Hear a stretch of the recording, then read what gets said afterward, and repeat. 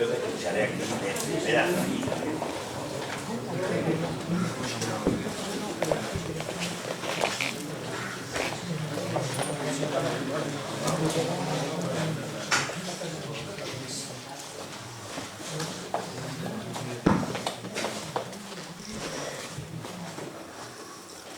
Buenas noches. Gracias a todos los que habéis venido. La verdad es que, como sabéis, estamos en Extremadura y lo mismo hacía un calor terrible ayer y hoy se nos ha presentado una lluvia que, bueno, vamos a ver. Esta asociación de vecinos del casco antiguo lleva hace 8 años organizando la Primavera Cultural del Casco Antiguo. Lo que pretende esta asociación es, pues eso, reivindicar el casco antiguo. Reivindicar el casco antiguo como centro histórico de Badajoz. Reivindicar sus valores, reivindicar su historia, su cultura, su patrimonio, su trazado urbano, con reminiscencias históricas árabes, su rehabilitación y su revitalización. Entonces trata de hacer una serie de actividades para que decirle a todo el mundo de Badajoz, pues que bueno, que aquí tiene un lugar, que tiene un marco incomparable, decimos nosotros, para que acuda a una serie de actividades que se organizan. Ya digo, esta es la 8ª edición que se organiza la Primavera Cultural y entonces pues queremos que la gente que ahora mismo no vive en el centro de Badajoz venga. Hoy me preguntaban en Radio Nacional, estaba yo hablando de esta Primavera Cultural, y me decían, bueno, vamos a ver, y sí, habla del casco antiguo, de Badajoz, del casco antiguo, y ¿cómo opina? ¿Qué pasa con los demás, con las demás zonas de Badajoz? Digo, no, si es que aquí estamos hablando de Badajoz. Es decir, esto forma parte de todos. Es decir, la mayor parte de los pacenses han nacido en Badajoz, centro histórico, en el casco antiguo. Y si no ellos, sus padres. Y si no ellos, sus abuelos. Y entonces todo esto forma parte del querido Badajoz de todos los pacenses. Y eso es de lo que se trata. Entonces, bueno, pues nosotros solemos hacer una serie de actividades y hoy comenzamos con un ciclo de conferencias que se llama El Badajoz Histórico, que vamos a tratar de desgranar un poquito de cómo fue Badajoz desde sus orígenes.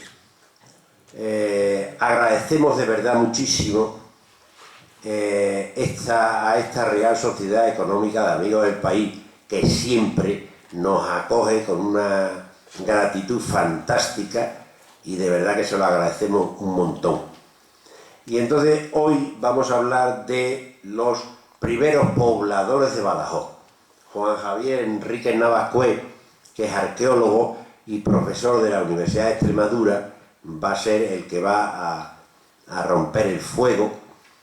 Y luego vamos a tener una serie de conferencias que van a ser mañana y pasado, por ejemplo, van a ser pequeñas cositas, pequeñas investigaciones arqueológicas que se han estado haciendo en Badajoz en los últimos tiempos y que han dado a la luz pues determinados aspectos como la traza urbana, como las vajillas, como la fortificación omeya, que hoy en día es la iglesia de San Agustín, como ustedes saben. Y luego hablaremos del siglo XIX, las excavaciones se han hecho en los sitios donde se han hecho investigaciones sobre los levantamientos, enterramientos que había en Badajoz y tal, y luego al final hablaremos de algo mucho más general y mucho más moderno que se llamaría el patrimonio cultural de Badajoz. Entonces, agradeciendo de verdad la presencia aquí, empezamos con la primera conferencia que Juan Javier va a impartir. Gracias por su asistencia. Buenas tardes a todos, en esta tarde tan desapacible. Y bueno, yo un poco lo que quiero tratar aquí es las primeras comunidades, lo que nos dicen los restos más antiguos, las primeras culturas que aquí tuvieron lugar, ¿no? Y todo ello dentro de un marco que, tanto desde el punto de vista cronológico como cultural, es anterior a la fundación de la ciudad, ¿no? No se puede decir que sean los orígenes, en un sentido estricto, puesto que tienen muy poco que ver toda esa serie de culturas y de pobladores que se sucedieron durante milenios con lo que luego sería la actual ciudad de Badajoz, ¿no? No obstante, sí que son las primeras comunidades que se asientan, las primeras culturas que se desarrollan, las primeras formas de vida que se concretaron en esta área, tanto urbana como periurbana, de lo que hoy es Badajoz, ¿no? Bueno, entonces voy a empezar repasando un poco la ubicación geográfica, porque muchas veces la geografía imprime carácter, ¿no?, que se decía cuando yo estudiaba, y muchos elementos de la naturaleza, ¿no?, encauzan formas de vida y en cierta medida condicionan también ciertas dinámicas, ¿no? Bueno, Badajoz ya lo sabemos todos, está al final de Las Vegas del Guadiana, justamente cuando el Guadiana topa con lo que se llama el batolito granítico Débora, que es lo que obliga a que el río cambie de dirección y de ese este-oeste que lleva a través de Las Vegas, pues vira hacia el suroeste, ¿no? Eso es así por la presencia de distintas formaciones geológicas, entre ellas ese batolito granítico que obliga al río a virar, y significa que es una zona de contacto entre distintos materiales geológicos y distintos tipos sedimentológicos, distintos suelos, distinta configuración geográfica en definitiva, ¿no? Quizás se aprecie mejor aquí, ¿no?, donde podemos ver cómo en Badajoz, en lo que es actualmente Badajoz, ¿no?, confluyen distintos ríos, ¿no?, pues el arroyo Badajoz, el Ribillas, el Calamón, el Calla, el Gébora, como hay una serie de cerros-islas, desde los cuales se controla visualmente muy bien todo ese territorio donde desembocan esos afluentes, y es también una zona de vados, es decir, de lugares por los cuales se puede cruzar el río, y eso es fundamental antes de que se hicieran los puentes, ¿no?, porque eran lugares obligados de paso, ¿no?, los caminos conducían a todos ellos, y por lo tanto, desde allí, o desde ellos, el tránsito se puede controlar, ¿no? El paisaje, por lo tanto, es variado, ¿no?, zona de ribera, zona de perillanura, zona de sotobosque, ¿no? Y como digo, todo ello es lo que caracteriza el paisaje, el antiguo y el nuevo, ¿no?, sobre el que se asienta Badajoz, ¿no? Luego hay otro hecho también importante, ¿no?, ya no es geográfico, sino que es la humanización de ese paisaje, ¿no?, que creo que lo expresa muy bien los caminos, el tránsito, los puntos de tránsito, ¿no? La disposición de las carreteras actuales hacen que Badajoz sea un punto radial, ¿no?, pero si vemos los trazos que todavía quedan de los caminos antiguos, vemos que eso hunde sus raíces muchísimo tiempo atrás, ¿no? La razón fundamental es los vados y esos cerros-islas desde donde se controlan los vados, y, es decir, el paso del río y también todo el territorio, ¿no? Y esas son las claves en torno a las cuales se van a mover las comunidades que durante milenios se asentaron y desarrollaron sus formas de vida en este territorio, ¿no?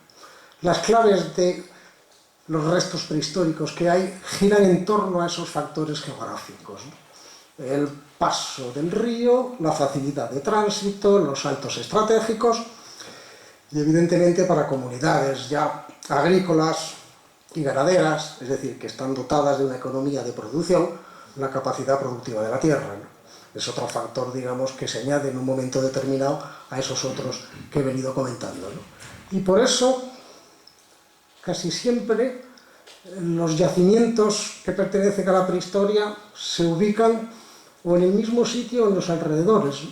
Es decir, gira la presencia humana, ¿no? El asentamiento humano siempre, a pesar de los milenios que transcurren, ¿no? Pues en función de esos determinados paisajes. De todas maneras, lo más antiguo que se conoce por aquí son piedras talladas con una determinada técnica muy primitiva, muy antigua, que consiste en hacer fundamentalmente filos y puntas, nada más, ¿no? Y que da lugar, pues, a herramientas muy simples y muy sencillas, ¿no? Tanto la técnica con la que se hacen como los tipos que surgen de utilizar esa técnica se dieron nada más que en el Paleolítico inferior y medio, ¿no? Es decir, que son instrumentos de piedra muy antiguos, muy arcaicos. Hoy los veríamos como poco eficaces, pero en su momento supusieron un avance cultural e intelectual ciertamente importante, ¿no? No tenemos más que eso, no tenemos nada más, ¿no? No hay restos de fauna, no hay restos de homínidos, no hay restos de fuegos, de cabañas, es decir, no sabemos absolutamente nada de esos primeros seres humanos del Paleolítico inferior y medio que pasaron por esas tierras, ¿no? Lo único que nos ha dejado son instrumentos de piedra con las características que acabo de comentar, ¿no? Estos restos están dispersos en las dos márgenes del Guadiana, también en los afluentes del Guadiana, y dentro de la ciudad se han encontrado en el Baluarte de Santiago, donde está la memoria de Menacho, cuando se hicieron unas excavaciones para hacer el parking, ¿no? Que dio como resultado, bueno, pues la presencia de una necrópolis musulmana, ¿no? De un cementerio islámico, pero también la presencia de piedras talladas del Paleolítico inferior y medio que habían abandonado allí sus autores. Tenemos que esperar hasta finales del cuarto milenio, inicios del tercero, para atestiguar la presencia ya de comunidades estables que se instalan de una manera definitiva y continuada en este territorio, ¿no? Eso corresponde a la periodización prehistórica que recibe el nombre de Neolítico final y Calcolítico, ¿no? Es decir, esos son los periodos en los cuales el hombre se asienta ya de una manera definitiva en este espacio físico en el que se ubica Badajoz.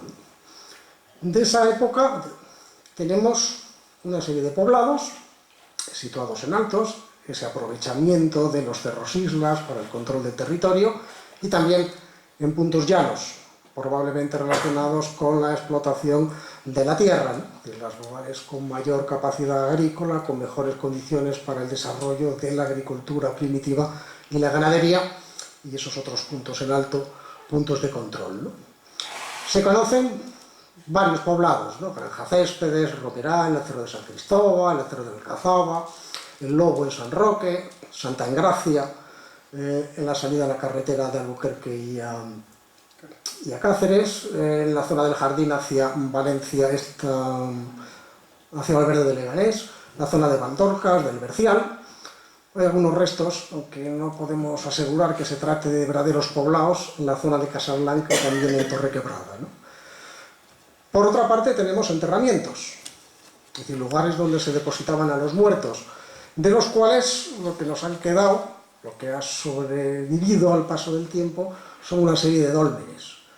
Bueno, brevemente recuerdo, ¿no?, que los dólmenes son enterramientos de carácter colectivo, es decir, que allí se depositaban tanto hombres como mujeres, niños, adultos y ancianos, probablemente correspondientes todos ellos a un mismo clan familiar, que tenía la capacidad de realizar una estructura funeraria monumental que destacaba en el paisaje y con la cual se marcaba la ligazón que tenía ese clan a la tierra y, por otra parte, la capacidad social, es decir, la relevancia social de ese clan dentro del contexto social de la época. Hay muchos dólmenes en la zona vecina portuguesa, ¿no?, en la zona de Elvas, también un poco más al sur, en la zona de Barcarrota y de Valverde de Leganés. Aquí conocemos muy pocos en las inmediaciones de Badajoz. Eso no quiere decir que no hubiera más, probablemente los hubo, pero la mecanización del campo en otras partes, ¿no?, sí que se ha podido comprobar cómo afectó a muchos de estos monumentos, ¿no? Aquí no podemos estar seguros, ¿no?, pero si se siguió la dinámica de otros lugares, cabe pensar razonablemente que habría mucho más dólmenes, es decir, muchas más tumbas colectivas monumentales del Neolítico, final y Calcolítico que las que conocemos ahora. De todas maneras, se conservan algunos restos, por ejemplo, en la finca de Malpica de España, cerca de Olivenza, se conservan 3. En la dehesa del Esparragalejo sabemos que existía otro, que a finales del 19 se destruyó. En la Atalaya del Conde todavía se conservan también bastante bien algunos indicios, algunos ortostatos de esos dólmenes. Parece que en Granja Céspedes también hubo uno, a tenor de unos hallazgos que hubo en los años 50 del pasado siglo. Y bueno, queda ahí Torrequebrada como otro posible emplazamiento de un dolmen, aunque, como comentaba antes, no estamos seguros si los restos que allí aparecieron pertenecen a un poblado o pertenecen a lo que sería un enterramiento, ¿no? La aparición de estos poblados, ya con carácter agrícola y ganadero, que vemos concentrados en Badajoz, pues es un fenómeno que va mucho más allá de estas tierras, ¿no? Se extiende por toda la provincia de Badajoz, por toda la cuenca de Guadiana, continúa hacia la zona portuguesa, ¿no? Es decir, que es una implantación territorial ciertamente importante, ¿no? Lo característico de Badajoz es la concentración, ¿no? Es decir, no es un poblamiento disperso, como puede verse en casi toda la zona del Alentejo y la zona de la Extremadura española. En realidad, geográficamente es el mismo territorio, ¿no? La razón de esa concentración está en función de los caracteres geográficos que he comentado antes, ¿no? La presencia de los vados, de los cerros islas, lleva a que ese punto de control sea importante y, por lo tanto, concentra ahí buena parte de la población, ¿no? Estos primeros poblados son aldeas muy sencillas, muy simples, ¿no? Básicamente se trata de cabañas de planta circular, que suelen tener un zócalo de piedra y luego un alzado de elementos vegetales. Tendrían pues una estructura, una imagen, ¿no?, muy similar a esa reconstrucción que he puesto ahí, ¿no? Además de esas cabañas, silos excavados en la roca, que normalmente tienen impermeabilizadas las paredes. Su función parece que era el almacenaje del grano inicialmente, aunque luego con el tiempo pues terminó siendo lugar de depósito de basuras, también de algunos enterramientos, y a veces se hacían deposiciones rituales. Esto consiste en esta época, ¿no?, en depositar los restos de un animal generalmente doméstico, ¿no?, que se ofrenda, es decir, que sirve como un elemento probablemente de carácter mágico-religioso, ¿no? Y luego el tercer elemento estructural que aparece son estas zanjas en V, excavadas en el suelo, y que es un recurso arquitectónico que utilizan de muy distinta manera, ¿no? A veces esas zanjas aíslan una zona, probablemente de almacenaje en algunas ocasiones, en otras parece que tenían allí el ganado, y así, bueno, pues los tenían bien controlados en un punto determinado. En otras ocasiones se ha visto cómo están diseñados de tal manera que servían para evacuar el agua y evitar así que se anegaran los poblados. En otras ocasiones no se sabe muy bien para qué construían este tipo de zanjas, ¿no? Lo que sí es claro es que es un elemento estructural muy característico y con distintas funciones, ¿no?, de este tipo de poblados pertenecientes al Neolítico final y al Calcolítico, ¿no? La imagen que tendrían esos poblados, pues creo que se parecería mucho a esta restitución hipotética que han hecho de un poblado de la zona de Yuromeña, muy cercano por tanto a Badajoz, ¿no?, y que bueno, que nos muestra una serie de cabañas de planta circular, dispersas, sin ningún orden, dentro de un espacio pequeño, ¿no?, con una serie de empalizadas, que ahí lo que quiere representar esas zanjas en Vs que hemos visto anteriormente, ¿no? Por tanto, aldeas pequeñas, simples, sencillas, ¿no?, de gente campesina que son los primeros en desarrollar las actividades de producción, ¿no?, concretadas en la agricultura y la ganadería, ¿no? Estos son, por tanto, los primeros agricultores, ¿no?, y los primeros pastores, ¿no? Por los estudios paleoambientales se sabe que practicaban una agricultura de rozas. Bueno, recuerdo brevemente, ¿no?, lo que consiste la agricultura de rozas, ¿no? Se quema el elemento vegetal, el matojo, ¿no? No se sacan las raíces, ¿no?, sino de los árboles, ¿no?, sino que se tala, dejando las raíces fuera, eso se prende fuego.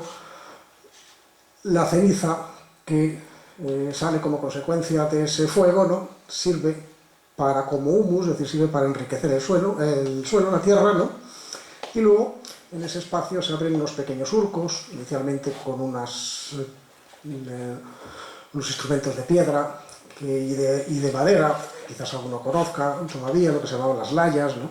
Y luego ya en un momento un poco posterior ya se utiliza el arao, un arao muy simple, ¿no? Tirado normalmente por bueyes, ¿no? De las especies que cultivan en esta época, pues hay también algunos datos, ¿no? Son fundamentalmente cereales y leguminosas, ¿no? Entre los cereales, sobre todo trigo y cebada. Bueno, son unos tipos de trigo y cebada que ya no existen, no son tipos primitivos, no he puesto ahí los nombres latinos porque, bueno, no me parece que sea necesario, ¿no? Con las leguminosas, pues exactamente igual, ¿no? Especies parecidas al haba, al guisante, a la arija, ¿no? Que, como digo, ya se cultivaban entonces, ¿no? Y en torno a las tareas del campo, bueno, pues se crea toda una cultura, ¿no? Toda una forma de comportamiento, ¿no? Que es la que sirve, ¿no? Para hablar de comunidades campesinas en contacto con la naturaleza, ¿no? Y en estrecha relación simbólica y económica con ella, ¿no? Y eso tiene mucho que ver con las labores del campo, ¿no? Que hasta la mecanización, pues ciertamente en determinadas épocas necesitaban mucho esfuerzo y marcaban los ritmos, ¿no? De la vida de estas comunidades, ¿no? Entonces, un tipo de agricultura donde es preciso la escarda, la siega, la cosecha, el aventado, la trilla, el proceso de transformación, ¿no? Con la monturación y con el almacenaje, ¿no? Y como digo, todo eso es un elemento también con unos valores sociales importantes, ¿no? De cohesión en torno al trabajo, ¿no? De ideología relacionada con la producción de la tierra y la impronta cultural que todo lleva a esas comunidades, ¿no? En cuanto a la ganadería o pastoreo, ¿no? Bueno, pues tenemos un estudio de los restos de fauna encontrados en el poblado de Granja Céspedes, ¿no? Y sirve un poco de ejemplo para ilustrar el aspecto ganadero de estas primeras comunidades agrícolas asentadas en la zona, ¿no? Este estudio lo que nos muestra es cómo ya más de la mitad de la fauna, de los restos que, teniendo en cuenta que están en el poblado, se relacionan con el consumo cárnico, ¿no? Corresponderían a especies ya domesticadas, ¿no? Fundamentalmente ovejas, cabras, cerdos y ganado vacuno, ¿no? Pero todavía es bastante alta la presencia de huesos correspondientes a especies salvajes, ¿no? Especies que obtienen a través de las actividades cinegéticas de la caza, ¿no? Fundamentalmente, por orden de importancia, el jabalí, el ciervo y el conejo, ¿no? En realidad son los animales que se ha cazado en el bosque mediterráneo desde entonces y hasta hoy en día, ¿no? Es decir, que eso, digamos, ha variado poco, ¿no? El valor social de la caza sí que ha cambiado, ¿no? Los porcentajes también, ¿no? Pero las especies objeto de caza y de consumo, ¿no? Pues francamente poco, ¿no? En esta época suele haber también restos de caballo, ¿no? No suelen ser muchos, ¿no? Pero sí que en todas partes se documentan. Lo que no está claro es que se trate ya de caballo domesticado, sino que hablan de équidos, sin que sea posible en la mayoría de los casos no decir si corresponden a especies domesticadas o salvajes simplemente para el consumo cárnico, ¿no? Como complemento a la agricultura y a la ganadería, labores de recolección y de caza, a las que ya me he referido al hablar de la fauna, ¿no? Y la recolección es importante, ¿no? Puesto que la agricultura primitiva de Rozas está expuesta a muchos factores y podemos decir que sea una agricultura de riesgo, ¿no? Necesita que llueva, pero no mucho, que haga sol, pero que tampoco, ¿no? Que los animales no entren en los sembrados, que no haya epidemias, ¿no? Si hoy en día en torno al campo hay desarrollada pues toda una industria importantísima, ¿no? De abono y de control, pues en esta época que no había nada de ello, los riesgos eran mucho mayores, ¿no? Por eso cuando se analizan los restos vegetales tienen mucha presencia los que proceden de la recolección de frutos de temporada, ¿no? Y en esta zona lo más importante es la bellota. En esta zona y en otras, ¿no? Fundamentalmente de casi todo el sur peninsular, ¿no? Desde el Neolítico se percibe cómo recolectan la bellota y además con un conocimiento de la bellota muy interesante, ¿no? Son casi siempre bellotas seleccionadas, ¿no? No siempre de encina, suelen preferir la de alcornoque, ¿no? Y según los especialistas son las más dulces, ¿no? Las únicas que ellos aprovechan, las demás ni siquiera para darle al ganado, ¿no? Luego con la bellota se hace una serie de tortas, es decir, se hace una especie de panes, en la finca La Orden hicieron un ensayo con algunas de las bellotas reconocidas en yacimientos a ver cómo se podía transformar para convertirlo en alimento, ¿no? El experimento, bueno, pues tenía su interés porque efectivamente pues, salen una especie de panes, una especie de gachas, ¿no? Lo que ocurre es que al gusto de los que lo probaron, pues no, digamos, quedaron muy satisfechos, ¿no? Es decir, les pareció que era una comida un poco vasta y poco apta a nuestro paladar, ¿no? Pero evidentemente, como alimento, en esa época, pues tendría muchísimo interés, ¿no? Otro elemento que aparece en casi todos los yacimientos de esta zona y también de otras son los moluscos de río, ¿no? Grandes cantidades de moluscos de río recolectados, ¿no? Y consumidos en estos poblados de los que estoy comentando. Y hay una quinta actividad que cada vez va a ser más importante a medida que estas comunidades se desarrollan, ¿no? Que son las actividades artesanales, ¿no? Es decir, aquellas que no están directamente relacionadas con la obtención de alimentos, sino con la transformación de bienes, bien de bienes primarios o de bienes secundarios, como es el caso de quienes se dedicaban a la realización de la cerámica, al trabajo de la piedra, del hueso, y a partir del calcolítico de los primeros elementos metálicos, ¿no? Fundamentalmente el cobre. De hecho, calcolítico lo que quiere decir es cobre y piedra, ¿no? Calco, palabra griega, cobre, lítico, palabra griega, piedra, ¿no? Y a través de estas artesanías van a empezar a aparecer lo que los arqueólogos denominamos los elementos de prestigio social. Objetos exclusivos, normalmente de un uso muy restringido, a través de los cuales empiezan a mostrarse las diferencias sociales, ¿no? Es decir, una diferente capacidad de acceder a determinados bienes exclusivos, ¿no? Que nos están indicando el surgimiento y desarrollo de la desigualdad de tipo social. Eso se percibe sobre todo en los metales, la mayoría de los cuales no tienen huellas de uso, es decir, son elementos más de prestigio que de uso. El cobre no supera en dureza la piedra, ¿no? Es decir, no mejora que el rendimiento que se puede obtener con una piedra pulimentada, con una piedra bien tallada, ¿no? Sin embargo, hay una demanda del cobre y la interpretación, digamos, más generalmente aceptada es que hay que entenderla en esa clave social, ¿no? Con otros objetos que siempre aparecen en las vitrinas de los museos pasa lo mismo, ¿no? Esto es eso que seguro que a alguno le suena, que se llama cerámica campaniforme, porque dicen que tiene forma de campana invertida y que tienen casi siempre una profusa decoración, ¿no? Se analizan los contenidos que suelen haber en este tipo de vasos y, aunque no todo el mundo está de acuerdo, la mayoría sí que acepta que serían vasos relacionados con bebidas fermentadas, ¿no? No se puede hablar de cerveza, aunque haya restos de cebada, muchísimo menos de vino en esta época y en esta zona, ¿no? Pero sí alguna bebida fermentada, ¿no? Que ha dejado pozos y ha permitido su identificación por parte de los especialistas, ¿no?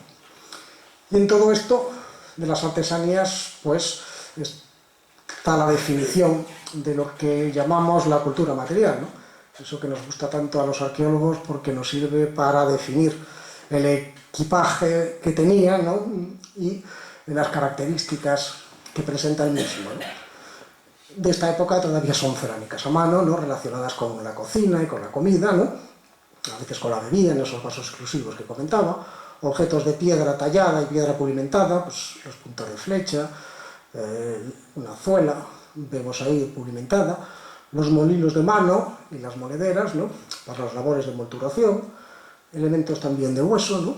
Fundamentalmente punzones, pero a veces también agujas que por las huellas de uso parece que están más relacionadas con el adorno personal, ¿no? Es decir, una especie de agujas del pelo o de elemento relacionado con el peinado, ¿no? Que con lo que sería un verdadero instrumento, ¿no?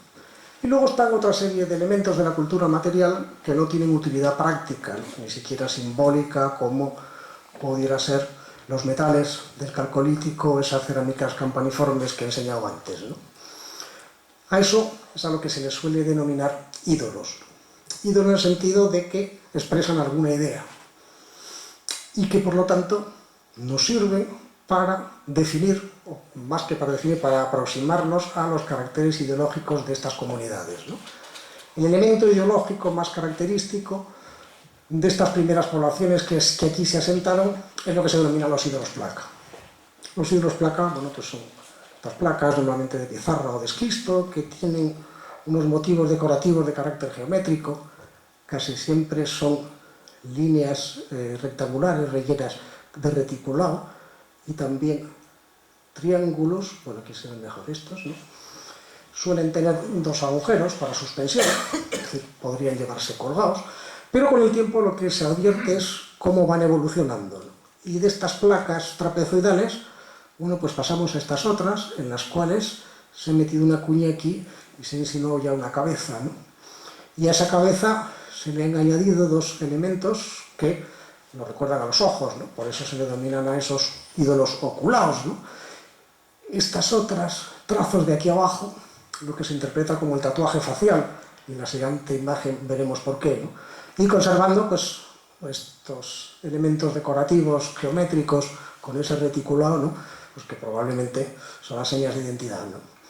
Estos ídolos placas son los elementos más característicos de los dólmenes, ¿no? En general, ¿no? Pero no solamente de los dólmenes, es decir, no solamente del mundo funerario y relacionable con los muertos, ¿no? Sino que también en los poblados aparecen y con mucha profusión, ¿no? Es decir, que es un elemento muy extendido, ¿no? Luego ya en el calcolítico esos ídolos placa son sustituidos por estos otros, que reciben el nombre de oculados en función de la importancia que adquiere la representación de los ojos, ¿no? Es prácticamente una evolución de estos ídolos placa ya oculados, ¿no? Pero que aquí ofrecen ya otras características completamente distintas, ¿no? En las cuales esos elementos geométricos ya no tienen importancia ninguna, ¿no? Sino el iris representado con esas líneas radiales dentro de los dos ojos, ¿no?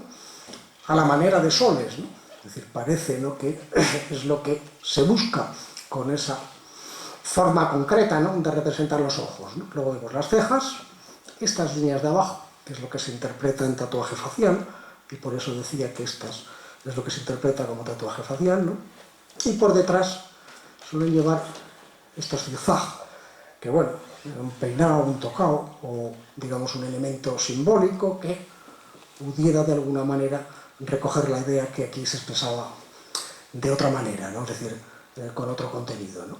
Los ídolos oculados son los más característicos del calcolítico, se realizan en muy distintos materiales, este es de hueso, pero se prefiere sobre todo piedra, la piedra caliza o la de bola del mármol, están muy extendidos por toda la zona del Guadiana y también en toda la zona del Guadalquivir, y no faltan en los alrededores de Badajoz, ¿no?, como estos dos que están conservados en el museo y que proceden de la finca de los Fresnos. Luego estas comunidades, estas primeras comunidades del Neolítico y del Calcolítico desaparecen. No sabemos muy bien por qué, ni cómo se produce ese proceso, pero el caso es que desaparecen. Y hay muy pocos elementos del bronce antiguo, ¿no? No sabemos si es que desaparecen de aquí y luego vuelven, ¿no?, o es que quedaron muy pocos y por eso los restos que hemos podido encontrar hasta el momento pues son tremendamente escasos, ¿no? Sea como fuera, el caso es que a finales ya de la Edad del Bronce sí que vemos cómo estas aldeas campesinas vuelven a florecer en los alrededores de Badajoz, ¿no?, y ocupando muchos de los sitios que anteriormente habían ocupado estas comunidades del Calcolítico, ¿no? Sigue habiendo una dualidad de ocupación, ¿no? El cerro cazaba a San Cristóbal, en llano, como el de Santa Gracia o el de Sagrajas, ¿no? Nuevamente se concentra en torno al río, se ve perfectamente, ¿no?, y también en torno a la presencia de los vados, ¿no? Pero además de los poblados, para el final de la Edad del Bronce contamos con otra serie de elementos arqueológicos con un alto contenido social, ¿no?, que nos informan un poco acerca de las características que tuvieron por entonces estas sociedades, ¿no? Sociedades que siguen siendo campesinas, ¿no?, agricultores, de cereales, leguminosas. En esta época se utilizan mucho las gramíneas también, ¿no?, probablemente como pasto para el ganado. La fauna es ya fundamentalmente doméstica, ¿no?, más del 80%, ¿no?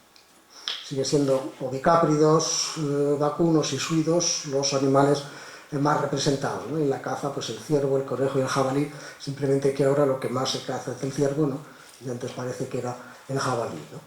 La novedad es, por tanto, un desarrollo, ¿no?, tanto de la agricultura como de la ganadería, ¿no?, que lleva a consumir fundamentalmente ya hasta un 80% de animales domésticos, y la aparición de la metalurgia del bronce y el oro, a través de lo cual se nos va a manifestar una estructura social que se consolida en ese momento, que es lo que se denomina de jefaturas, ¿no? Intento explicar brevemente, ¿no? Las anteriores comunidades, esas que se relacionaban con los dólmenes y con esos poblados, ¿no?, eran clanes familiares, unos más poderosos, otros menos poderosos. Es decir, existía la desigualdad social, pero la célula era el clan familiar, ¿no? Ahora no, ahora ya puede hablarse de familia parental y de verdaderas jefaturas, ¿no? Hombres y mujeres, ¿no?, que desempeñan una función social muy relevante y utilizan unos emblemas acordes con esa posición social relevante que tienen, ¿no? O sea, parece que es la función que tuvieron, sobre todo las espadas, las hachas y las joyas de oro de este bronce final, ¿no? Un elemento muy característico de esta época es lo que se denomina las estelas de guerrero. Hay muchas en Extremadura, ¿no? Normalmente representan armas, a veces aparece también el guerrero con otra serie de elementos, pero en la zona de Badajoz nada más que contamos con un hallazgo de la finca Granja Céspedes, hallada también en los años 50, se llevó al Museo Arqueológico Nacional, se conserva muy mal, es decir, que no es una pieza muy vistosa ni muchísimo menos, pero sí que se aprecia bien cómo hay una representación de un gran escudo en el centro, eso es muy habitual en estas estelas, ¿no?, que el lugar principal ocupe el escudo, flanqueado por una lanza, y esto que debió corresponder a una espada, no porque se vea que no se ve, ¿no?, sino porque en las estelas que son iguales que esta, que hay muchas, ¿no?, junto a la lanza lo que aparece es la representación de la espada, ¿no? Ya digo, no es una de las mejores piezas, pero sí sirve para incluir Badajoz dentro del área de dispersión de estas estelas de guerreros. Y junto a las estelas, la representación de las espadas características del bronce final, ¿no? Estas espadas tienen una particularidad, y es que no suelen tener huellas de uso, no tienen melladuras, no tienen desgaste. Bueno, si eso pasa una vez, bueno, pues será un caso particular, ¿no? 2 veces, pues puede ser una excepción, ¿no? Pero es algo generalizado en toda la Europa atlántica, ¿no? En toda esta zona atlántica las espadas son muy parecidas a esta que vemos aquí, de una sola pieza, ¿no?, el enmangue, y lo que es la hoja, muy larga, con un agujero normalmente para colocar ahí las cachas, ¿no? Entonces, en todo el mundo atlántico, como digo, estas espadas carecen de huellas de uso. No están rotas, no están deterioradas. Luego no se han usado. De ahí que la interpretación que se haga es que se trata de los emblemas de los jefes, ¿no?, que esa función es la de ser, pues, como un arma de parada, ¿no? Todavía los oficiales llevan un sable, ¿no?, como símbolo de su condición de sable, ¿no? Los suboficiales no lo llevan, ¿no?, los soldados mucho menos, ¿no? Pues parece que esto es un arma de parada que utilizaban las jefaturas, ¿no?, y que sería el elemento simbólico mediante el cual se marcaría la posición social de su dueño, ¿no? Muchas de estas espadas además han aparecido rotas y arrojadas al agua intencionadamente, ¿no? Eso también se interpreta, ¿no?, en clave ritual, ¿no? Cuando el dueño, el legítimo dueño, ¿no?, desaparece, su elemento, el elemento mediante el cual se muestra la condición social que posee, debe desaparecer también, ¿no? Tiene mucho que ver con todas estas leyendas del ciclo artúrico, ¿no?, como la famosa Excalibur, ¿no?, que también se arroja al agua y solamente sale luego para poder ser empuñada por su legítimo dueño, ¿no? Entonces, en torno al mundo atlántico hay toda una serie de leyendas acerca de las espadas, de la legitimidad, de la posición social del jefe, que, bueno, ayudan a comprender esa función que se supone para este tipo de armas, ¿no? Y si la espada es el emblema del guerrero, del jefe masculino, las joyas de oro macizo son el emblema de las mujeres, ¿no?, las mujeres del jefe, ¿no? Se trata de tesoros, se llama así, ¿no?, tesoros por la gran cantidad de oro que acumulan, ¿no? Son piezas muy sencillas, ¿no? Aquí vemos uno de los hallazgos más importantes, no solo de Extremadura, sino de toda la zona atlántica europea, que es lo que se denomina el tesoro de Sagrajas, ¿no?, aparecido en esta localidad, ¿no? Vemos que es muy sencillo, como decía, ¿no? Son 5 brazaletes, hay una especie de cordón, y luego este collar, nosotros lo solemos denominar torques, en realidad no sé por qué se usa todavía la palabra torques, ¿no? Pero en fin, un elemento relacionado con el cuello, ¿no? Donde vemos cómo hay dos, que están soldadas, ¿no? Dos aros, que como digo son de oro macizo, ¿no? El conjunto pesa más de 2 kilos y solamente el torques pues alcanza los 1800 gramos, es decir, que es un peso muy considerable de oro, ¿no? De hecho, la orfebrería del bronce final atlántico es la que más cantidad de oro ha utilizado, ¿no? En otras épocas hay muchas más joyas, ¿no? Se expande mucho más el uso del oro, ¿no? Mucha más gente tiene acceso a él, ¿no? Lo particular de esto es la acumulación tan importante de oro, ¿no? Que presentan este tipo de llamados tesoros, ¿no? Pero aquí también tiene su particularidad, ¿no? Cuando se ha estudiado con microscopio electrónico, pues estas joyas no presentan ningún tipo de desgaste ni de uso. Es decir, no están estropeadas, no tienen abolladuras, no tienen rozadura, no tienen desgaste. La sensación es que no se las ha puesto nadie nunca, ¿no? Bueno, puede tener su lógica si recordamos el caso de las espadas, ¿no? Si la espada es el emblema del jefe y es un arma de parada, pues estas joyas de carácter femenino son el elemento que, o mediante el cual se muestra la posición social de la mujer, ¿no? Pero no tiene por qué utilizarse, no tiene por qué colocarse en ninguna parte del cuerpo, sino que funcionaría como una especie de dote, como una especie de don, mediante el cual se manifiesta la posición, ¿no? Luego en esta zona de Badajoz hay otro hallazgo también curioso, ¿no? En este caso fue en el olivar del Mercón, solamente lo conocemos por esta fotografía, las joyas se vendieron y se perdieron, pero hay otras iguales en otras zonas también del área atlántica, ¿no? Son unos conjuntos de piezas muy pequeños, esto apenas tiene 5 centímetros, es decir, que no supera este tamaño. Se les llama tobilleras, por llamarlo de alguna manera, pero puede ser un adorno no solo para la pierna, puede ser también para el antebrazo, ¿no? Esto es lo que se llama un espiral, es un hilo de oro formado en espiral que se puede colocar de cualquier lado, y esto está un poco deformado, pero es un pequeño brazalete pues, muy similar a esos que vemos ahí, ¿no? Esto se interpreta, dada el tamaño pequeño y lo ligera que son, ¿no? Sobre todo en comparación con los torques y las pulseras de oro macizo, como los elementos relacionados con los niños, ¿no? Con los infantes, ¿no? Es verdad que no deja de ser una especulación, ¿no?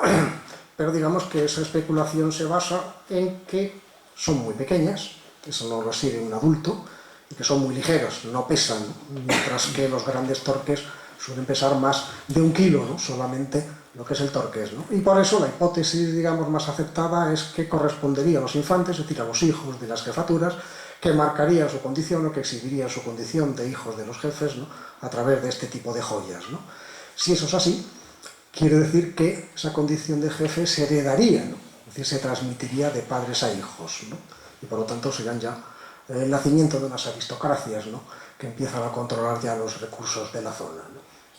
Y así llegamos a la Edad del Hierro, donde sigue habiendo una dualidad de ocupación, es decir, poblados en llano, poblados en alto, pero como es una época un poco conflictiva, tiene mucha más importancia los asentamientos en cerro, ¿no? Es decir, lugares estratégicos con buen contravisual y donde se pueden desarrollar murallas que sirvan también para reforzar las condiciones naturales de defensa que tienen esos sitios, ¿no? En la zona de Badajoz, el cerro más importante de la Edad del Hierro es el de la Alcazaba, ¿no? Y parece que articula a la pequeña población, ¿no? Que habría a su alrededor, ¿no? Y es la que mejor representa la secuencia de ocupación prehistórica en toda esta zona, ¿no?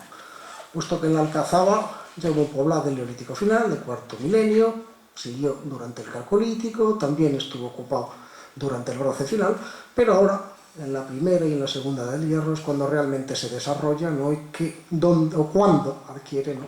Una verdadera importancia territorial, ¿no?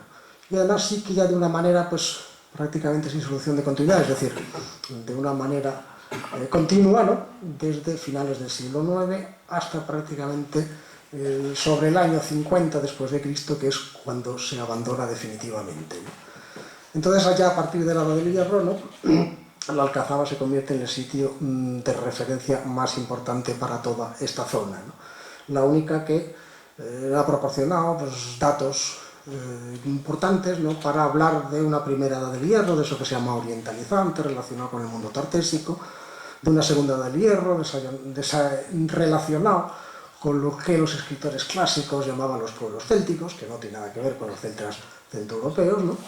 Y una cosa importante, ¿no?, cuando llegan los romanos, ahí hay un poblado, ahí hay una aldea, pero cuando los romanos reestructuran toda la zona, que era la provincia de Lusitania y fundan Mérida, la Alcazaba se desocupa, ¿no? Es decir, la población de ahí se reubicó probablemente en las unidades de explotación agrícola que habría, ¿no?, pero la Alcazaba ya se abandona, ¿no?, y no vuelve a reocuparse hasta ya la época medieval, ¿no?, fundamentalmente por lo que conocemos hasta el siglo VIII, cuando se funda la ciudad, ¿no? La Edad del Hierro de la Alcazaba tiene algunos elementos importantes, ¿no?, como por ejemplo la presencia de cerámicas griegas, que llegaban a la península ibérica y que a través del comercio marítimo pues llegan hasta esta zona, ¿no? Y en relación con la población se conoce la existencia de una serie de tumbas en la calle Madre de Dios, en el número 17 y 18, tumbas de incineración, es decir, que el cadáver había pasado por el fuego, se habían recogido las cenizas se guardaban en unas urnas de barro, eso se depositaba en el suelo, a veces con algunos elementos de ajuar, esto que parece pues, un clavo y esto que parece una fíbula, un alfiler, ¿no? A veces también algunos vasos pequeños que contenían restos de comida o de bebida, ¿no? Por lo que sabemos, estas son las únicas tumbas, ¿no?, que se pueden relacionar con los pobladores de la Alcazaba, ¿no? De todas maneras, no fue el único sitio ocupado durante la Edad del Hierro, ¿no? En San Cristóbal también han aparecido materiales del bronce final y de la Edad del Hierro. Lo que pasa es que la construcción del fuerte pues probablemente terminó con las ruinas prehistóricas que pudiera haber, ¿no? Hay un hallazgo curioso, que es este de aquí, en el Molino de la Tarasca, que en el año 41 publican, ¿no?, un tumulito y una pequeña estructura, ¿no?, donde se alberga un difunto. La calificaron de prehistórica, pudiera ser, ¿no? Digamos que queda ahí un poco la duda, ¿no? Y otro sitio importante de esta zona, aunque no esté en los alrededores mismo de Badajoz, es el Castro de Segovia, que vemos aquí una fotografía aérea, entre Elvas y Campomayor, ¿no?, uno de los yacimientos de esa época también más importantes de esta zona, y gracias a las excavaciones allí efectuadas, pues conocemos cómo eran las casas, ¿no? Casas de planta rectangular, con los tabiques unidos unos a otros, ¿no?, ya realizados en piedra, con cubiertas de carácter vegetal, ¿no?, que son las más características de este periodo en toda esta zona de la península, ¿no? Y a finales de la Edad del Hierro es cuando se produce ya el contacto con los romanos, la presencia de fuerzas militares imperiales, ¿no?, que están interesadas en apaciguar la zona y controlarla, sobre todo para explotar los recursos y poder garantizar la seguridad de los caminos, ¿no? Los escritores romanos siempre se han referido a la península ibérica y a los pueblos que la habitaban cuando llegaron los romanos, ¿no?, y siempre han cantado las excelencias de estos pueblos, ¿no?, pero la verdad es que son muy poco fiables. Primero porque no estuvieron aquí. El famoso Estrabón, ¿no?, que es el que más se cita, jamás pisó la península ibérica, ¿no? Habla de lo que le contaron viajeros y militares que sí habían estado, ¿no? Otros escritores posteriores se limitan prácticamente a lo mismo, ¿no?, a repetir aquello que les han contado, ¿no? Hasta el siglo II, pues prácticamente ya de nuestra era, no vienen verdaderos geógrafos a la península ibérica y los datos que ellos recopilan ya no tienen nada que ver, ¿no?, con las poblaciones de carácter prerromano, ¿no? Entonces, como digo, son poco fiables, pero bueno, algo de verdad contendrían, ¿no? Ellos hablan de la existencia de una serie de pueblos lusitanos, que aquí aparecen representados con el círculo abierto, de célticos, representados con el punto en negro, de betones, con los triángulos, de turdos y de turdetanos, ¿no? Si vemos la posición de Badajoz, vemos cómo es una área de contacto, ¿no? No está realmente integrado, sí, lo céltico es lo más próximo, ¿no?, pero tiene a lo turdetano al lado, un poco más arriba a lo lusitano, ¿no?, un poco más arriba a lo túrdulo. Es decir, si la geografía era una geografía de contacto, ¿no?, y era en una zona de fácil tránsito que se podía controlar a través de los elementos que había, pues parece que en la Edad del Hierro lo reafirma, ¿no? Es decir, como área que está en la frontera, ¿no?, en la área de contacto y de separación a la vez, ¿no?, de distintas etnias prerromanas según lo que los escritores prerromanos recogieron, ¿no? Sea así o no, el caso es que es una zona, es un escenario donde se desarrollan múltiples conflictos bélicos, sobre todo en las guerras lusitanas y luego las guerras sertorianas, después de las cuales es cuando ya Roma controla toda la zona y decide reordenar políticamente este territorio, ¿no? Eso significa que se impone un nuevo modelo político, ¿no?, una nueva forma de explotación, se reordenan a los habitantes siguiendo ya los parámetros imperiales, ¿no?, característicos del mundo romano, ¿no? Y ahí es donde Badajoz, digamos, que va a funcionar como una periferia de la ciudad más importante de esta zona geográfica, que es naturalmente la colonia de Augusta Mérita, ¿no?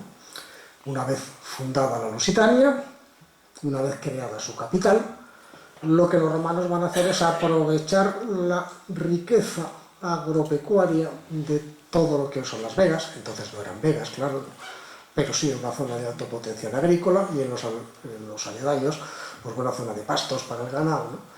Entonces, en la reordenación económica que hay en las tierras que se dan a los colonos y a la gente que viene de fuera, ¿no?, pues esta zona sí está llena de restos, ¿no?, pero todos estos restos tienen un carácter eminentemente rural, ¿no?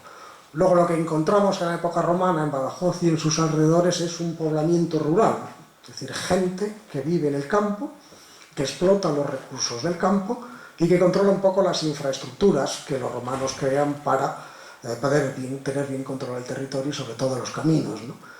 Entonces ese carácter agropecuario se articula de tres maneras: en lo que se denominan las villas romanas, que son las unidades básicas de expropiación, de explotación, ¿no?, siguiendo un modelo romano que ya los teóricos del campo definieron, ¿no?, en su momento. Otro tipo de establecimientos que son de ayuda al camino y para servir un poco de control entre largas distancias, que es lo que se denominan las mans y las vicus. Y luego hay algunos restos cerca de Badajoz que tienen que ver con las infraestructuras, ¿no?, es decir, con la mejora de los caminos, los puentes, el paso de los ríos y la atención a ese mantenimiento, ¿no? Lo que más conocemos son las villas romanas, ¿no?, aunque realmente a la hora de la verdad se conoce muy poco de ellas, ¿no? De su existencia sí, grandes villas que surgen en el siglo I y que en el siglo III y IV son las residencias de grandes señores del campo, ¿no?, los primeros grandes latifundistas de esta zona, podríamos decir, sin pretender ser demasiado concreto, ¿no? Entre las villas, bueno, pues la Cocosa, las Tomas, otra vez Granja Céspedes, es decir, que hay sitios que continuamente aparecen en todas las épocas, ¿no? El pueblo, el Solar, donde se asienta la actual Gébora, también en la zona de Sagrajas, Novelda, y un poco más alejado Talavera, en los alrededores de Olivenza, y en Elvas hay también unas villas romanas magníficas, ¿no? Como poblados, lo que es Botua, apoyo al camino, ¿no?, también la finca Benavides, y hasta la mitad del siglo I, ¿no?, y hasta el año 50 más o menos, el Cerro del Cazaba, ¿no?, que eso sería más que un pequeño poblado en alto que no va a durar mucho tiempo, ¿no? En cuanto a infraestructuras, la que ha estado visible hasta hace poco es la del Albercón, en el charco de Jamaco, probablemente una infraestructura hidráulica de almacenamiento de agua para poder regar los campos cercanos, pero hace relativamente pocos años pues, se ha dejado mover mucha tierra por allí y remover demasiado, y prácticamente esas ruinas romanas han desaparecido, ¿no?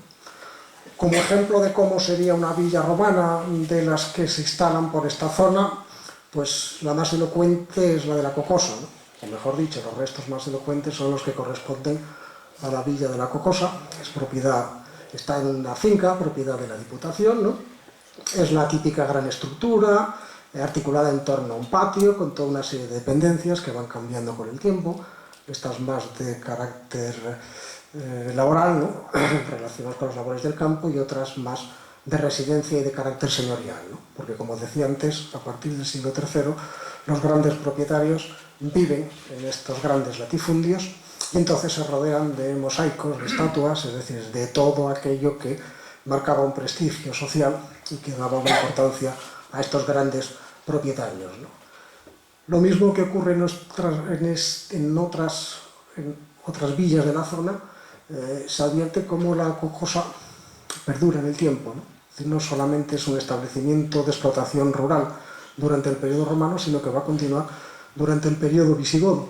Y precisamente en ella, en esta estructura que vemos aquí, pues aparece lo que hoy en día es el primer elemento cristiano reconocido en los alrededores de Badajoz, ¿no? Una pequeña iglesilla con unos ábsides, ¿no? Que tendría también un pequeño baptisterio, ¿no? Y que desde el punto de vista material, ¿no? Representa, como decía antes, la primera estructura cristiana reconocible en esta zona, ¿no? De estas necrópolis se conocen sobre todo las tumbas, porque es lo que suele aparecer siempre cuando se trabaja el campo, ¿no? De ahí que de algunas de ellas se conozcan las necrópolis, por ejemplo, de Granja Céspedes, de las Tomas, esto es una lucerna o esto es un vaso cinerario, de las tumbas romanas de esa Villar de las Tomas, y en lo que es la ciudad, en el ámbito urbano actual, unas tumbas romanas aparecieron al lado de la calle Montesinos, ¿no? Entre Soto Malcera y la calle Montesinos, ¿no?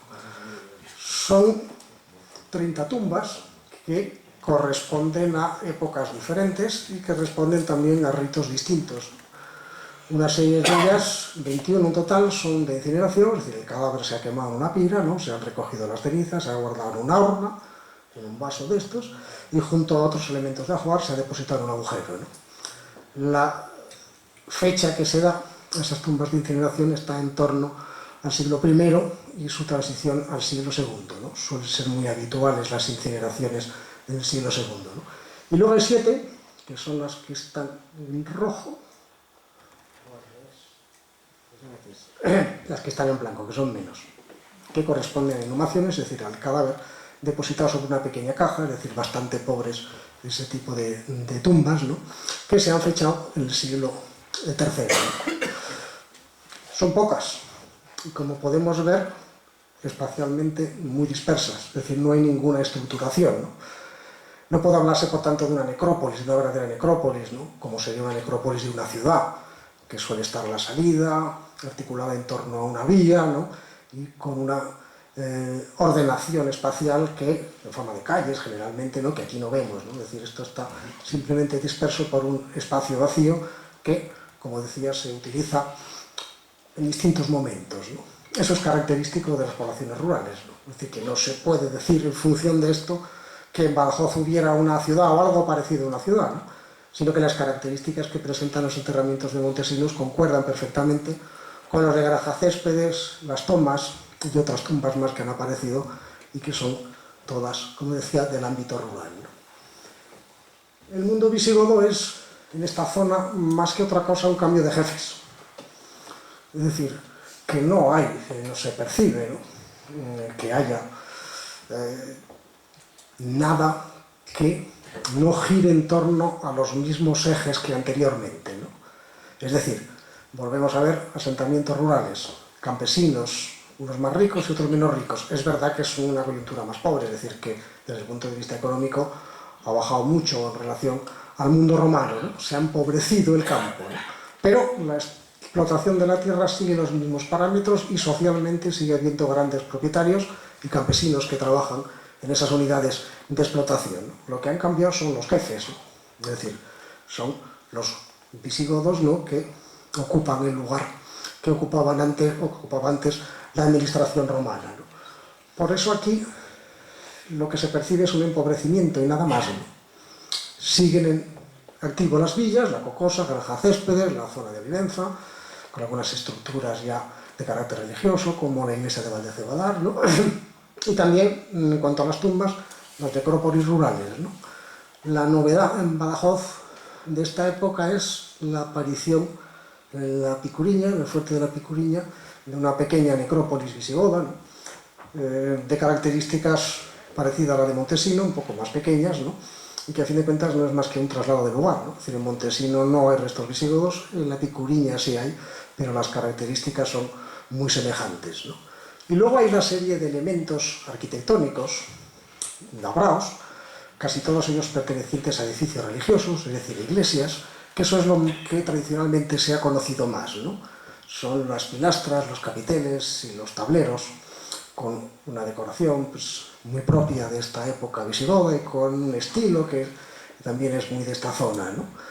En función de ello se ha querido hablar de una ciudad visigoda, pero de elementos urbanos no ha aparecido nada, ¿no? Y de elementos arquitectónicos, decorativos, bueno, pues digamos que el país está lleno, ¿no? Uno cuando ve esto se acuerda de que en la mezquita de Córdoba hay cantidad de capiteles romanos procedentes de Mérida, ¿no? Pero no solamente de Mérida, sino de Itálica, de Málaga, de un montón de sitios, ¿no? Uno se acuerda como en Mérida, por ejemplo, las pilastras visigodas de la Alcazaba no proceden de la Alcazaba, proceden de la otra punta de la ciudad, ¿no? Cerca de la carretera que sale hacia Cáceres, ¿no? Es decir, que estas piezas mediante las cuales se manifiesta un poder y una condición ideológica se han reutilizado siempre, han viajado mucho. Es verdad que cuesta un esfuerzo, pero es que en esta época todo costaba esfuerzo, ¿no? Entonces, el que existan no quiere decir más que cerca o más lejos habría edificios religiosos, ¿no? Pero en ningún momento se puede considerar nada de esto como un elemento urbano. No es un elemento urbano, es un elemento decorativo de carácter religioso relacionable con una arquitectura de iglesias, iglesias muy pequeñas además, ¿no? Como Santa Lucía del Trampal, que es, digamos, el ejemplo extremeño más representativo, ¿no? A los visigodos, pues, les sustituye la presencia de las tropas musulmanas, ¿no? Es un episodio, pues, digamos, bien conocido, ¿no? La llegada a Algeciras, la batalla de Guadalete, y luego cómo las tropas se bifurcan, ¿no? Unas van directamente a Toledo, porque era la capital, en lo que más prisa les corría controlar, y otras se dirigen hacia Mérida, que era un núcleo urbano importante y comercialmente destacado, ¿no? De la zona de Badajoz no tenemos ningún dato relativo a la época que se denomina del Emirato y del Califato de Córdoba, ¿no? Parece que la mayoría de las villas se pudieron abandonar, y si no se abandonaron, se hicieron más pequeñas y viviría menos gente. Pero no deja de ser una suposición, ¿no?, que todavía no se puede respaldar fehacientemente con datos, ¿no? Entonces, probablemente algunos núcleos rurales pervivieron, ¿no? Aunque lo pongo entre paréntesis porque realmente, como decía, no hay datos con los que asegurarlo, ¿no? No sabemos prácticamente nada, ¿no? De ahí que ya el paso siguiente, ¿no?, es el nacimiento jurídico de la ciudad, ¿no? Es decir, ya cuando Marwan se traslada y obtiene la autorización para fundar la ciudad en lo que es el Cerro de la Muela, ¿no? Lo que llamamos actualmente el Cerro de la Alcazaba, ¿no? Y hasta ese momento, como imagino, ¿no?, que casi todos ya conocen, quería instalarse realmente al otro lado del río, ¿no?, en el Cerro de San Cristóbal, ¿no? Las condiciones políticas y estratégicas del califato son las que le llevan al califa a decirle que no, al emir que no, que tiene que ser al otro lado, ¿no? Y ese había sido realmente el sitio importante, ¿no?, de Badajoz hasta esa época, ¿no? El lugar que, como decía antes, articula un poco la población que desde que se asienta el hombre de forma permanente y continuada, desde el Neolítico, Fiónico, Calcolítico, pues aparece representada en esa Alcazaba, ¿no? Pero eso ha sido siempre un poblado de vado, ¿no? Nunca ha habido un desarrollo urbanístico que permita hablar de ciudad, ni siquiera de un gran pueblo, ni siquiera de un gran poblado, una gran aldea, ¿no?, sino un lugar más en relación o en función, ¿no?, del control del territorio y de la explotación económica del territorio, ¿no? Por tanto, el nacimiento jurídico de la ciudad se hace sobre un poblado, probablemente pequeño, ¿no?, pero que en ningún modo puede argumentarse, ¿no?, que hubiera algo preexistente con esa condición urbana o de gran poblado o de lugar completamente destacado, ¿no? Y bueno, desde el principio Badajoz surge como era, ¿no? Es decir, un lugar periférico, alejado de los grandes centros, ya desde el Neolítico, ¿no?, estratégico, siempre lo ha sido en todas las épocas, es lo que ha atraído a la población, y en torno a ese carácter estratégico, articulado su existencia, fronterizo, porque las condiciones lo favorecen, no ya la frontera con Portugal, ¿no?, sino esa que veíamos de época prerromana, ¿no?, o incluso los portugueses hablan de que en el Calcolítico se puede hablar ya de una frontera ideológica en el Guadiana, ¿no?, y que una cosa sería la parte portuguesa y otra la parte española. Bueno, eso siempre es muy discutible, ¿verdad? Pero sí que de alguna manera no manifiesta ese carácter fronterizo se debe a unos condicionantes geográficos, ¿no?, que naturalmente han jugado papeles distintos, pero donde siempre ha estado latente, ¿no?, la facilidad para hacer ahí una zona de separación o una zona de contacto, ¿no?, campesina, porque es lo que da la tierra, ¿no?, y porque hay buenas tierras en los alrededores. Y bueno, a partir de la fundación, pues evidentemente una ciudad militar hasta los últimos tiempos, ¿no? Esto sí que no se puede rastrear, ¿no?, el carácter militar antes de la fundación de la ciudad. Pero si en una civilización desarrollada admitimos el carácter fronterizo, pues tarde o temprano va a surgir el elemento militar, ¿no?, aunque solo sea para el control de ese carácter fronterizo, ¿no?, no ya de estratégico, no ya económico, sino fundamentalmente de carácter político, ¿no? Bueno, no sé si me he extendido mucho, quizás sí, y bueno, si me quieren preguntar algo y soy capaz de responderlo, pues lo que ustedes me digan, si me quieren decir algo.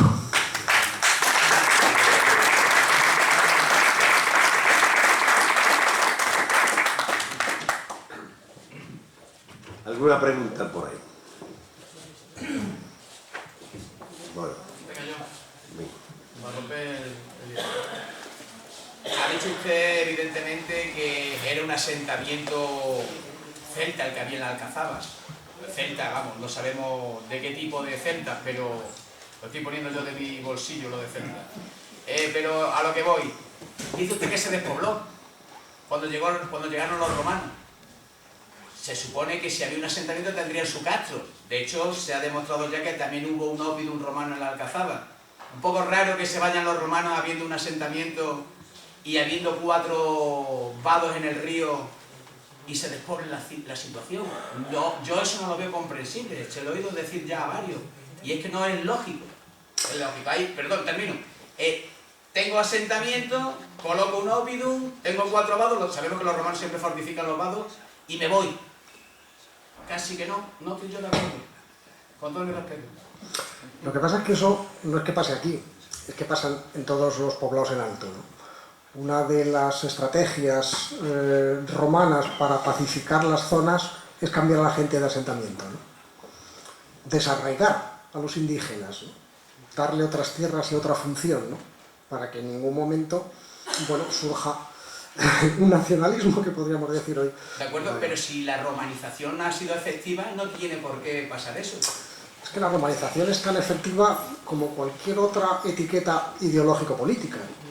¿Hasta qué punto el indígena admite el poder de Roma y se romaniza porque es la única manera de prosperar socialmente? Los romanos lo que sí saben hacer ahí es prevenir en vez de curar, ¿no? Y esa es la estrategia que utilizan siempre, el desarraigo de la población. Sobre todo la población en alto que está encastillada, ¿no?, y que por lo tanto está ocupando un sitio estratégico, ¿no? Se retira de ahí, se les manda al campo, a otra tierra donde no están sus ancestros, donde no están sus necrópolis, donde no están sus raíces, ¿no? Y allí, si quieren prosperar, tienen que aprender a ser romanos, ¿no? Y las antiguas zonas que tienen un valor ideológico muy concreto se arrasan. El ejemplo más característico es Numancia, ¿no?, la resistencia numantina, ¿no? Naturalmente, una vez que entran en Numancia, a todas las poblaciones que hay por allí las mandan a todas al llano, ¿no?, y los mandan todos y repueblan la zona con gente que viene de fuera, ¿no? Es un poco lo que a nivel más general pasa en la cuenca del Guadiana, ¿no? El nombre de Augusta Emérita ya da la primera clave, ¿no? Es una ciudad de méritos, de jubilados, de militares jubilados. Pero esos militares jubilados no vuelven a su zona de origen. Se les dan unas tierras en otro sitio, ¿no? Eso es una colonia, ¿no? Esta es una colonia de antiguos militares retirados, ¿no? De hecho, la única colonia romana que no es de militares retirados o de gente que viene de las guerras es Córdoba, ¿no?, que por eso se llama colonia patricia, Córdoba, porque es gente venida de Italia con un estatus jurídico de ciudadano romano, ¿no? Estos soldados son todos de fuera, ¿no? A los de Mérida les gusta decir mucho, ¿no?, que hay gente que viene de Oriente, que otros vienen de Centro Europa, que no sé, tal. Claro, es que la tierra se la han dado aquí, no se la han dado en Panonia ni se la han dado en el norte de Italia, ¿no?, sino que en el momento en que se jubilan, la tierra te la dan aquí, ¿no? Pero El romano sabe muy bien lo que hace. Fuera de tus raíces, lejos de tus ancestros, ¿no? Donde no creas problemas, donde tú empieces una vida que consideres tuya, pero en su parámetro, ¿no? Entonces lo que pasa en la Alcazaba es lo que hace en todas partes, que es desarraigar a la población, llevársela. Aquí no traen nuevos, porque normalmente no parece que lo necesiten, ¿no? Los nuevos los han colocado en Mérida porque les interesa más desde el control del territorio, ¿no? Aquí les dejan a los señores de las villas, ¿no? Hombre, eso Pero, es convincente, lo que estás no, diciendo. es decir, Pero también tiene una segunda parte un poco contradictoria, y te la voy a decir. Yo si establezco un destacamento y hago un ópidum y pongo una población militar, necesito también una población civil. Necesito una población civil porque esta gente tiene que hacer el amor, tienen que comer, tienen que vestirse, tienen que hacer una serie de factores que son necesarios para la vida diaria. Entonces, si yo despoblo esta zona, estoy también quitándole el sentido militar a ese destacamento que he ubicado aquí. Bueno, ¿me entiendes lo que le quiero decir? Sí, te entiendo, pero... Que son dos teorías que podríamos contrarrestar. Pero no utilices entonces la palabra ópidum. Sí, pero bueno, no, pero te digo, porque... algunos compañeros tuyos ya lo han reconocido como tal. No, pero que el ópidum Sí. es ciudad, es poblado fortificado. Exactamente, eso me refiero. No es ciudad. No es ciudad, ¿no? Entonces, si la unidad administrativa importante, donde va a radicar la administración, es la ciudad, el ópidum se va a ver despojado de todas las funciones que tenga, políticas y económicas. Es decir, que tú simplemente tienes que fundar la ciudad, la civitas, y llevar ahí a la administración. El ópidum morirá solo, porque no tiene actividad económica, no tiene importancia administrativa, no tiene peso político. Es decir, que ni siquiera hace falta que te los lleves, ¿no? Es que se irán, ¿no? Entonces, Mérida está al lado, pero es que hay más ciudades en los alrededores, ¿no?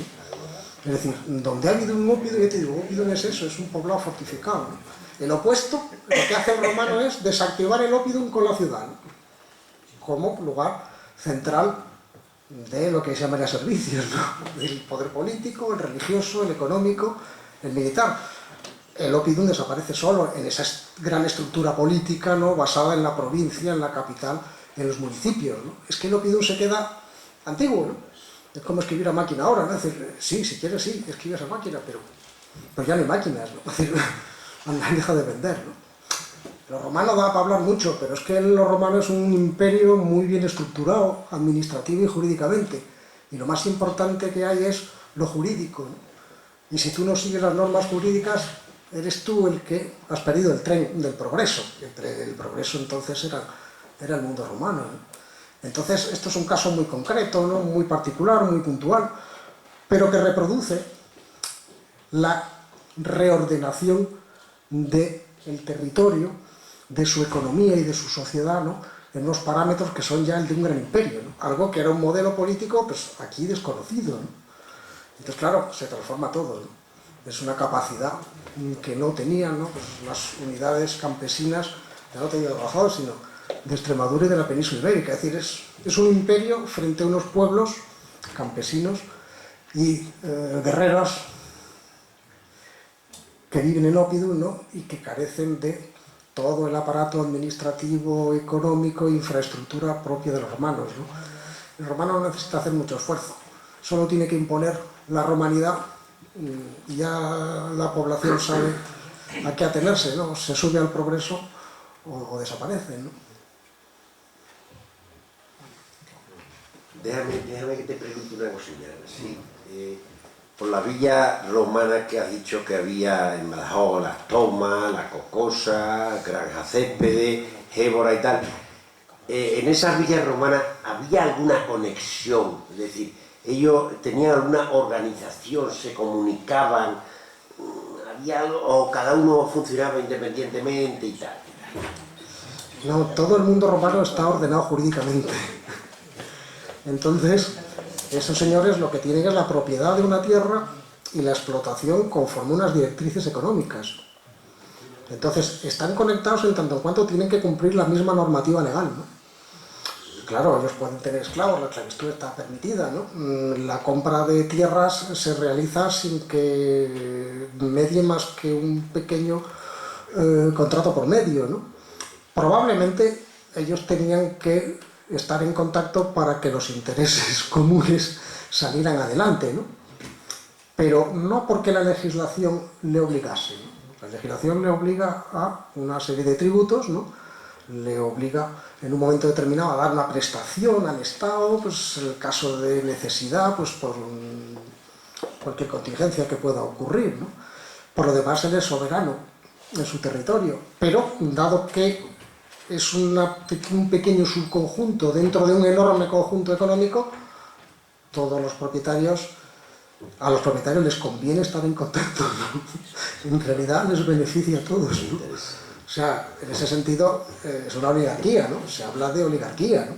Son grandes señores del campo, es decir, las villas romanas, trasladado al lenguaje actual, serían grandes cortijos y grandes latifundios, ¿no? Lo que pasa es que es en una época en la que esos términos no estarían bien usados, ¿no? Pero el dueño del amo es el amo. ¿Alguna pregunta más? Bueno, a ver, muchas gracias, ha sido una gran exposición. Te agradecemos de verdad tu participación y hasta otro rato. Muy bien. Muchas gracias a todos.